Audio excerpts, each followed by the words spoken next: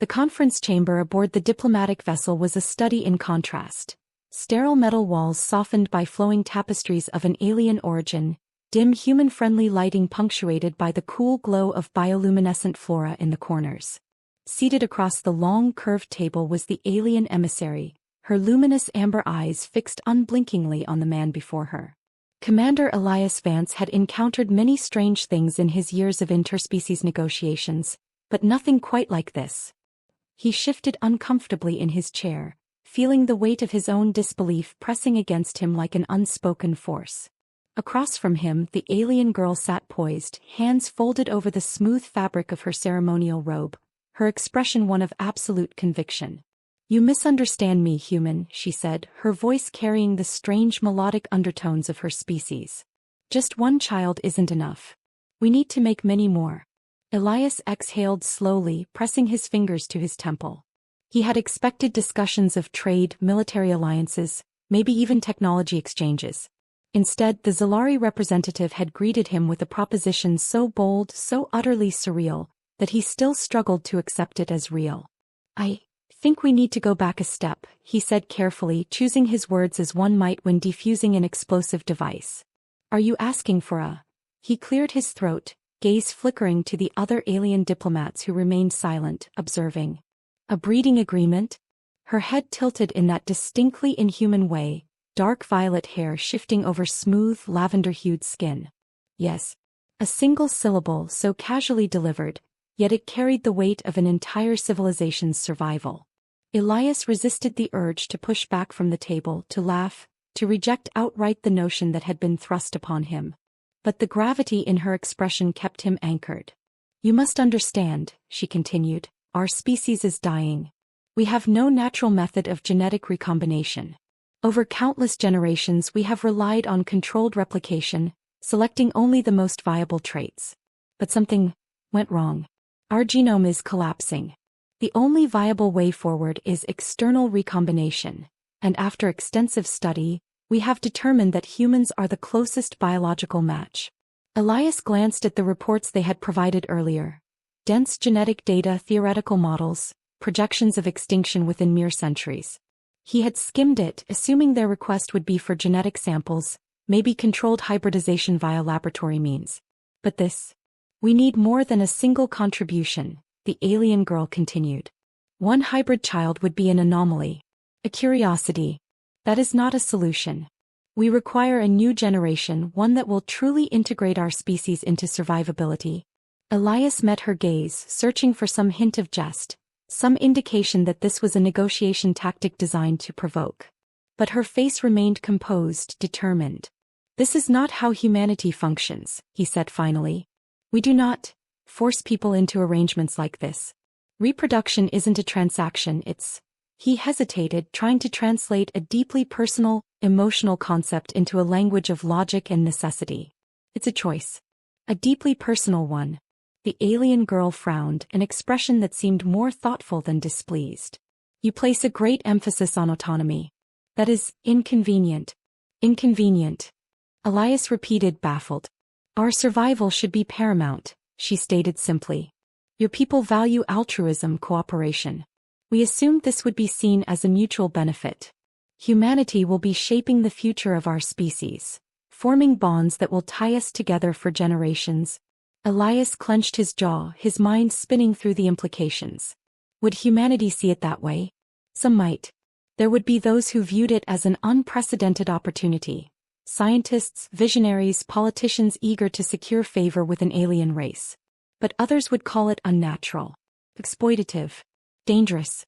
"And if we refuse?" he asked, testing the waters. She did not flinch. "Then we will die." The starkness of her answer silenced the room.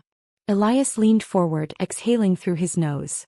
"I sympathize with your situation," he said slowly, "but you can't expect humanity to sign up for this without hesitation. There are ethical concerns, cultural differences."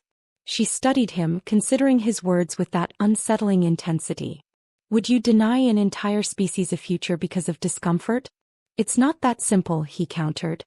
"And frankly, the way you're approaching this, choosing candidates, presenting it as a duty, feels wrong." Her eyes narrowed, but not in anger. How would you have us ask? Elias hesitated. That was the crux of it, wasn't it? No matter how they framed the request, it would always be what it was. An ask that no human had ever been presented with before. And yet, beneath his resistance, he couldn't ignore the reality. They weren't exaggerating. If their data was accurate, their species truly was on the brink. He ran a hand through his hair, suddenly feeling the exhaustion of this diplomatic mission settle into his bones. This isn't a decision I can make alone, he admitted.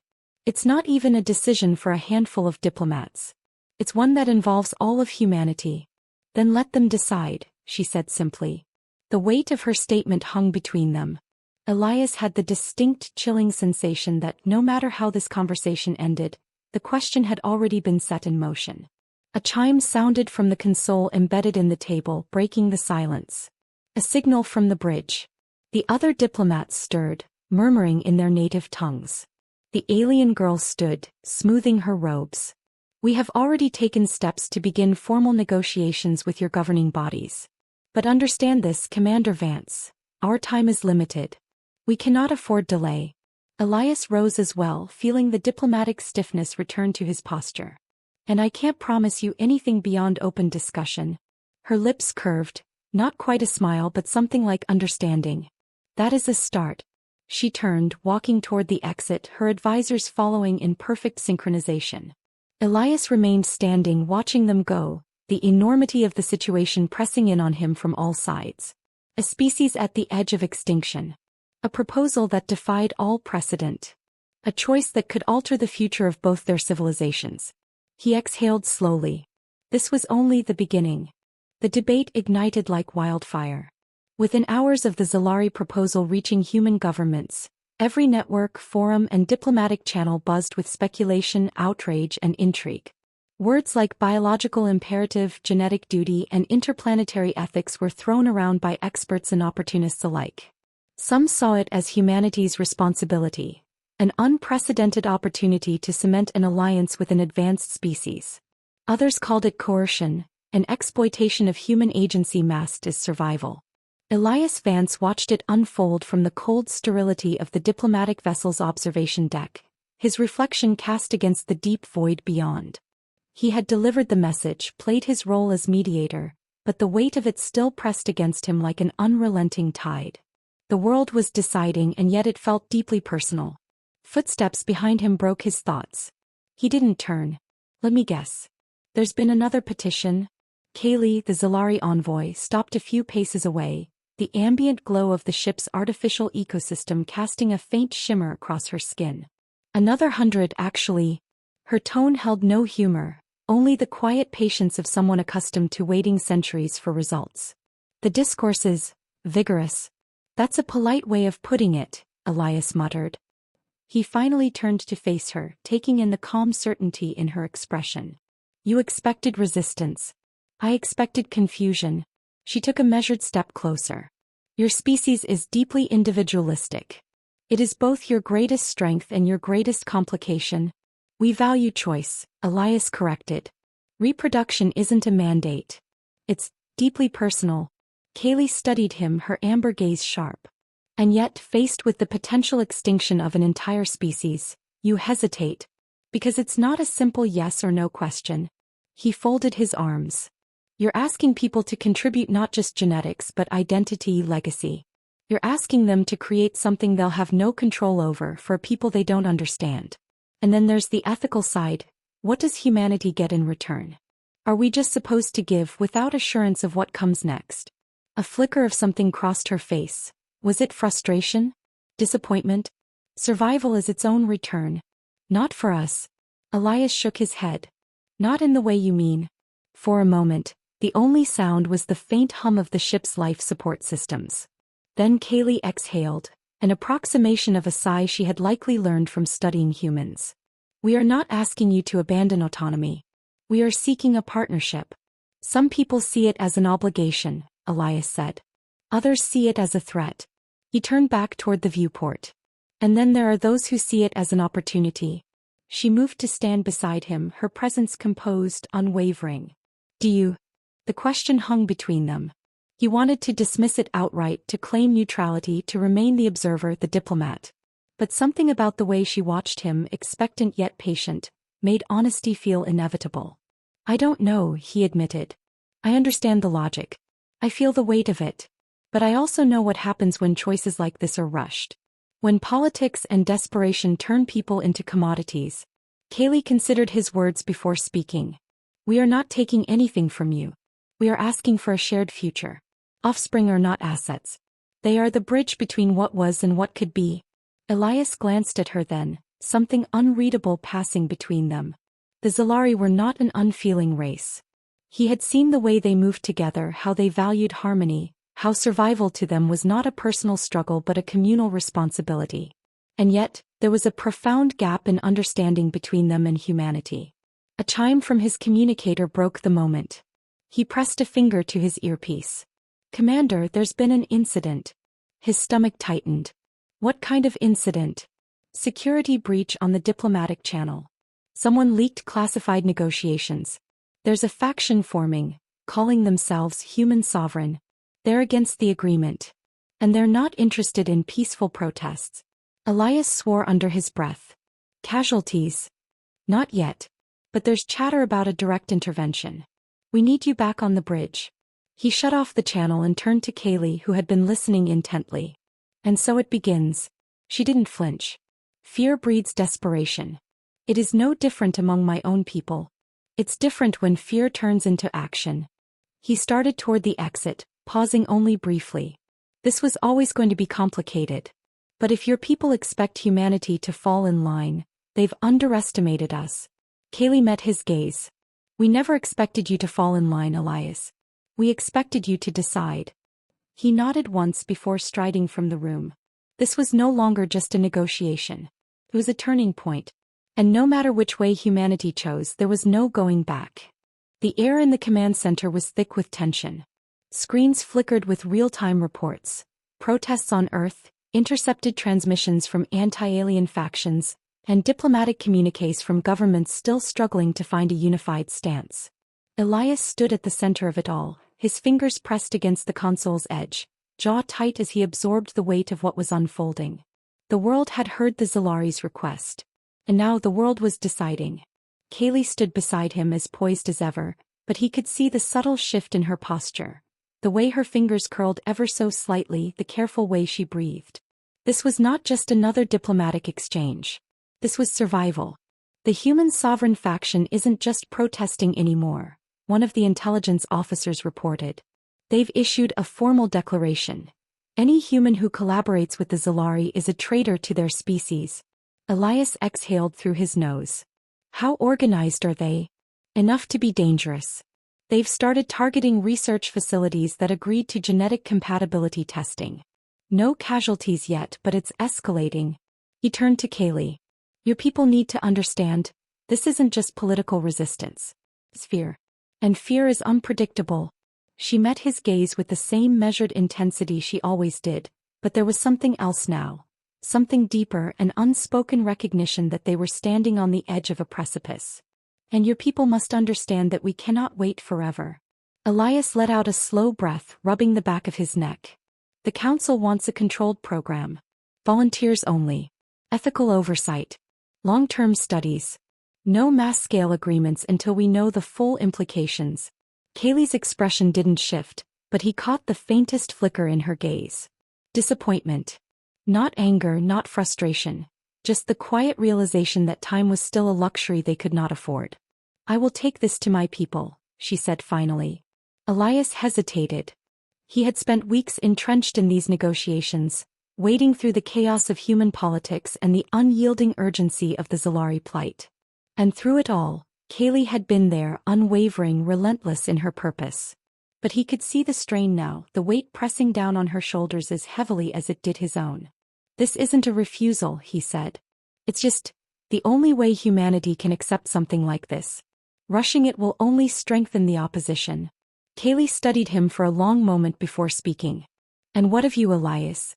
Have you made your decision?" The question hit harder than he expected. Because in the end that was what this came down to. Not governments. Not factions. Not abstract policies. It was people who would decide. He had spent his life as a mediator and observer of conflicts, never truly in them. But this was different. He had been at the center from the beginning. He had seen the desperation in Kaylee's voice when she spoke of extinction. He had seen the way humanity fractured, split between fear and hope. He had seen with startling clarity that this was not a matter of politics but of something far more primal. Survival. I don't know, he admitted. I don't think it's the kind of decision you can make in theory. Kaylee stepped closer, her voice quieter now but no less firm. Then let us make it in practice. He wasn't sure who moved first. Maybe it was her, maybe it was him, but suddenly the space between them felt impossibly small. And for the first time Elias understood. This was never about treaties or genetic data. This was about trust. About two species standing at the edge of uncertainty and deciding against all odds to choose each other. Maybe just one child wouldn't be enough. Maybe it had to start with something more. Something real. Something undeniable. And maybe, just maybe, it had to start here. Elias Vance had always believed in the power of diplomacy, in the slow, methodical process of bridging divides through words rather than force. But as the alarms blared through the diplomatic vessel and security personnel rushed past him, he realized that words were no longer enough. The human sovereign faction had made their move. Reports flooded through his earpiece. Unauthorized ships breaching the perimeter, a cyber attack scrambling communications, and worst of all, an armed strike team infiltrating the Zalari delegation's quarters. It was no longer a debate. It was an act of war.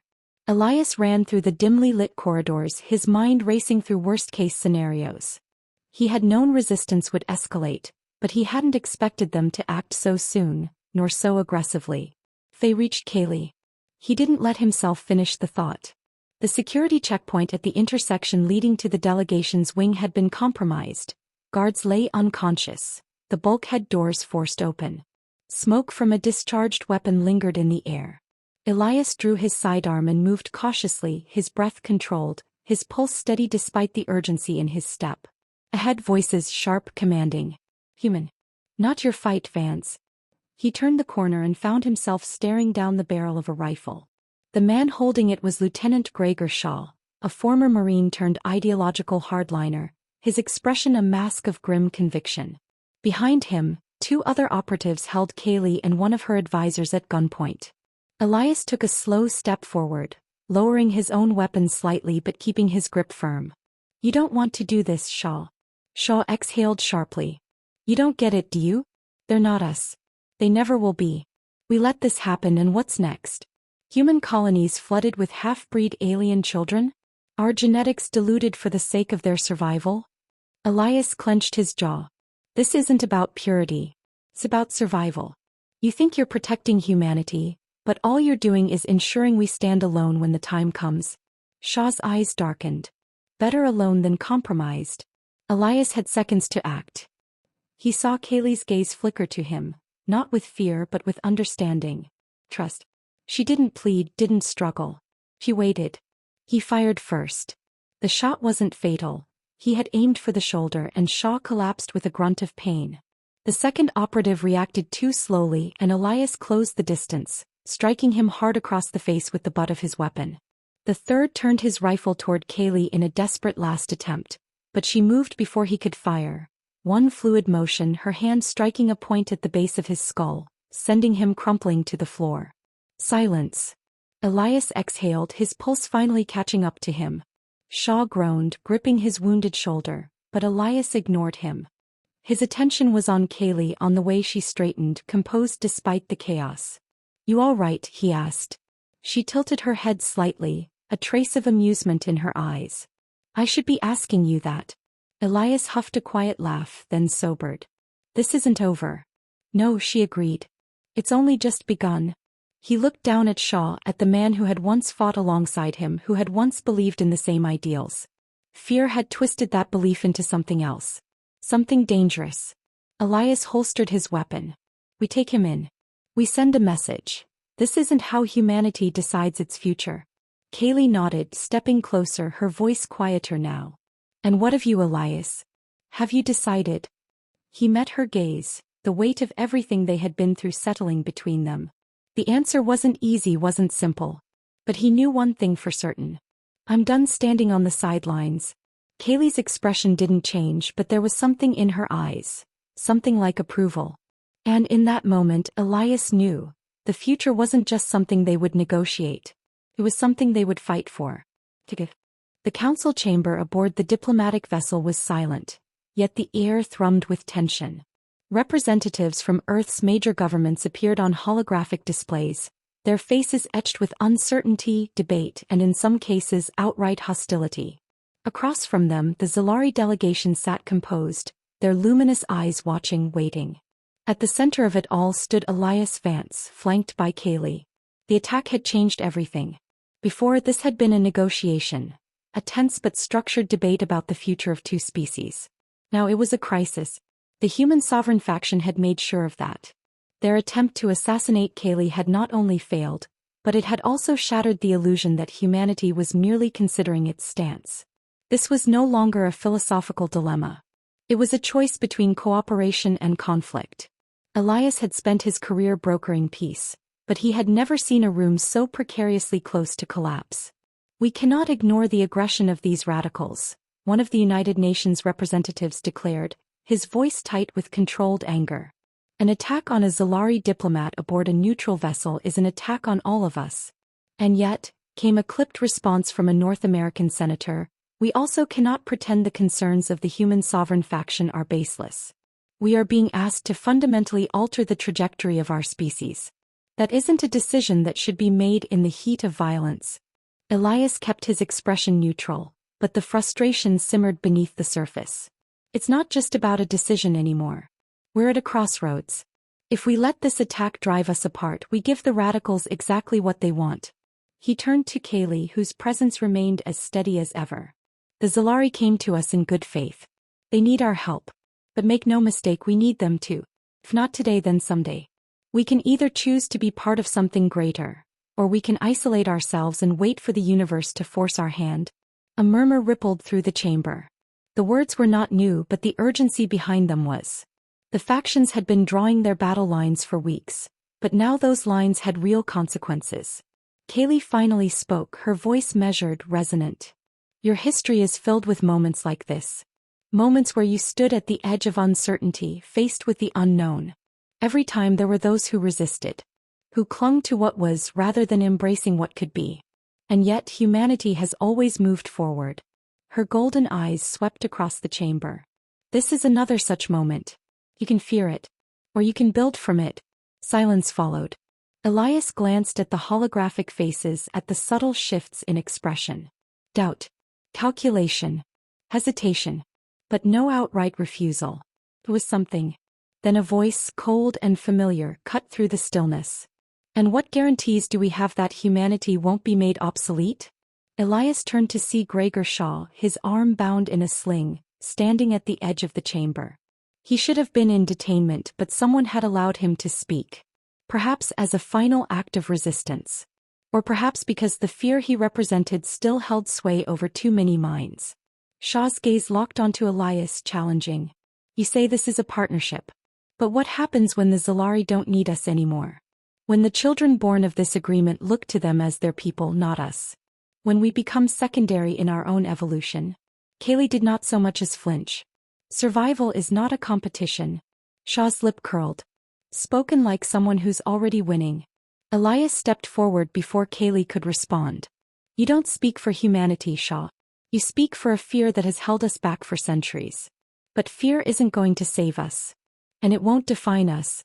Shaw's expression darkened, but Elias didn't give him a chance to retort. He turned back to the council, his voice steady. The choice before us isn't about losing who we are. It's about deciding what kind of species we want to be. Do we choose fear, isolation, and stagnation? Or do we choose the future? The chamber was silent once more. But this time it wasn't the silence of hesitation. It was the silence of reckoning. Then one by one the representatives began to speak. Some with reservations. Some with cautious optimism. But the tide was turning. Elias exhaled slowly. It was not a victory. Not yet. But it was momentum. Beside him, Kaylee inclined her head ever so slightly. A silent acknowledgement. They had taken the first step. And now there was no turning back. The first child was born in silence. Not because there was anything wrong, not because it was weak or fragile, but because the moment was too immense, too staggering for words. Elias stood at the edge of the observation room, staring through the reinforced glass, watching as the medical team worked with a precision that bordered on reverence. Kaylee stood beside him, hands clasped behind her back, her golden eyes unreadable. For all the debates, the battles, the ideological wars fought over its existence, the infant had come into the world indifferent to the chaos that had preceded it. A hybrid of two species. The first of its kind. A living, breathing question mark. Elias exhaled, his breath fogging against the glass. It looks. He hesitated, as if speaking would solidify the moment, make it more real. Kaylee's voice was quiet. Like possibility. The child was small, its skin a soft, muted hue between human warmth and Zalari luminescence. Tiny fingers curled and uncurled, delicate but undeniably alive. A strange sense of awe settled over Elias, heavier than he had expected. He had spent months arguing over policy, securing protections, navigating the violent divides that had threatened to tear both societies apart. And yet standing here it struck him that all of it, the politics, the resistance, the sacrifices, had been for this one fragile being. Kaylee turned to face him, her expression softer than he had ever seen it. Do you regret it? He blinked. Regret what? Choosing this path. Elias let out a slow breath, considering the question. Did he regret it? Did he regret stepping into the unknown, aligning himself with an alien species, risking his standing, his safety, his entire understanding of what it meant to be human? He looked at the child again. No, he said. I don't. Kaylee gave a small nod as if she had already known his answer. They stood in silence for a while longer, watching as the infant was carefully swaddled, as the medical team murmured to one another in hushed voices. Outside the room, the weight of history pressed down on them. The human sovereign faction had fractured after the failed attack, but the threat was far from over. There were still those who saw this birth as an abomination, a step toward the erasure of their species rather than its evolution. There were still whispers of resistance, of underground movements preparing for their next strike. Elias knew that this child would not grow up in a world free of conflict. But it would grow. That, in itself, was victory. Kaylee stepped closer, her gaze fixed on the newborn, and for the first time since he had met her, Elias saw something unguarded in her expression. Hope. You were right about one thing, she murmured. Elias arched a brow. Only one. She glanced at him, the corners of her mouth twitching in the faintest hint of amusement. Just one child isn't enough. He smiled. Then I guess we'd better get to work. The city was burning. From the observation deck of the Zalari embassy, Elias watched the orange glow spread across the night, thick plumes of smoke curling toward the stars. Distant gunfire rattled through the streets, punctuated by the deep, concussive booms of explosions. The human sovereign faction had struck harder than anyone had expected, not as scattered terrorists but as a coordinated force. Elias had seen war before. He had seen cities collapse under the weight of human fear and fury. But this was different. This was a rejection of the future itself. They're targeting the research centers first, Kaylee said, her voice measured but tight. She stood beside him, still clad in the formal robes of the Zalari delegation, but there was a tension in her posture that had never been there before. Then medical facilities. Anywhere they believe hybrid children are being raised. Elias clenched his jaw. They don't care about victory. They want erasure. Kaylee didn't respond immediately. When she finally spoke, her voice was quiet, almost distant. The first time my people faced extinction, it came from the outside. A species we could not fight, one that consumed entire worlds without mercy. She exhaled slowly. This is worse. This is destruction chosen willingly. Elias had no words for that. A heavy silence stretched between them before a sharp chime interrupted. Kaylee pressed a finger to her earpiece, listening, then stiffened. They're coming here. Elias swore under his breath. How long? Minutes.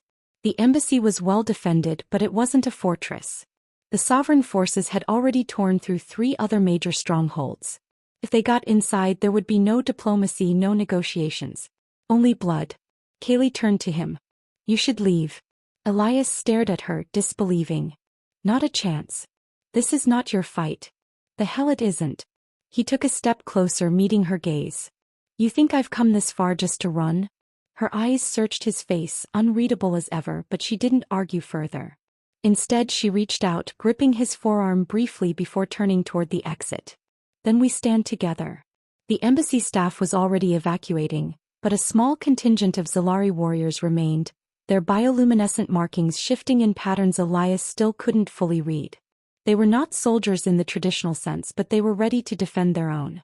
The first blast rocked the building, shaking the walls, shattering reinforced windows. Lights flickered. Alarms screamed. Elias raised his weapon. The fight had begun. The doors buckled under the force of the explosion. A deafening crack split the air, and firelight flooded the corridor as the reinforced entrance to the Zalari embassy gave way. Smoke billowed through the opening, curling around the silhouetted figures of the human sovereign strike team as they stormed inside, their weapons raised, their intent unmistakable. Elias was already moving. He ducked behind a support column just as a burst of gunfire tore through the space where he had been standing. The Zalari defenders returned fire with their pulse weapons, bright flashes of energy lancing through the darkness. The air hummed with the clash of technology, human ballistics against the focused energy of alien defenses. Kaylee was at his side, her form low and fluid as she assessed the battle. She wasn't just a diplomat now. She was a survivor, a leader of a species that had already known the brink of extinction. And she would not let it happen again. They're pushing hard, Elias muttered, ejecting a spent magazine and slamming in a fresh one. Too hard. Kaylee nodded, her golden eyes flickering in the dim light. They aren't here for a prolonged fight. They're here to exterminate. The words sent a chill through him, but he had already known the truth. The sovereign faction had no interest in prisoners. This wasn't about control or territory. This was a purge. A blast shook the walls, sending cracks spiderwebbing through the embassy's reinforced structure. The defenses were failing. If they didn't move, if they didn't find a way to escape. A sharp voice cut through the chaos. We have secured the lower levels. Elias turned, catching sight of a Zalari officer approaching through the haze of battle. Her markings pulsed with urgency. There is an evacuation route. A passage that leads to the underground transport tunnels. Kaylee didn't hesitate. Then we move. Elias provided cover as the remaining defenders began their retreat, but the sovereign soldiers were closing in. The embassy's corridors became a maze of collapsing structures and sudden ambushes. Elias fired in controlled bursts, keeping the attackers at bay, but there were too many of them and they were relentless. He barely had time to react when one of them broke through, a man in heavy combat gear, his rifle already raised. Elias twisted, bringing his weapon up, but the soldier was faster. The shot rang out, and Kaylee was there. She moved with a speed Elias hadn't known she possessed, a blur of motion as she struck the soldier's arm, sending his aim wild. The shot went wide, slamming into the wall behind them. Before the man could recover, Kaylee finished him with a swift, precise strike to the throat. He collapsed without a sound. Elias stared at her for half a second, then exhaled sharply. Remind me never to get on your bad side. She didn't respond, only gestured for him to keep moving. They reached the lower levels just as another detonation rocked the embassy. The tunnels loomed ahead, dark and uncertain, but they were the only way out. Zalari children, hybrids, the very ones the sovereign faction sought to erase, were being ushered into transport pods. Their wide, luminous eyes flickered between fear and wonder. Elias turned back. He could hear the sovereign soldiers still pushing forward. They would not stop. He gritted his teeth, raising his weapon. We hold them here. Kaylee stood beside him, unflinching. And when the enemy came, they stood together.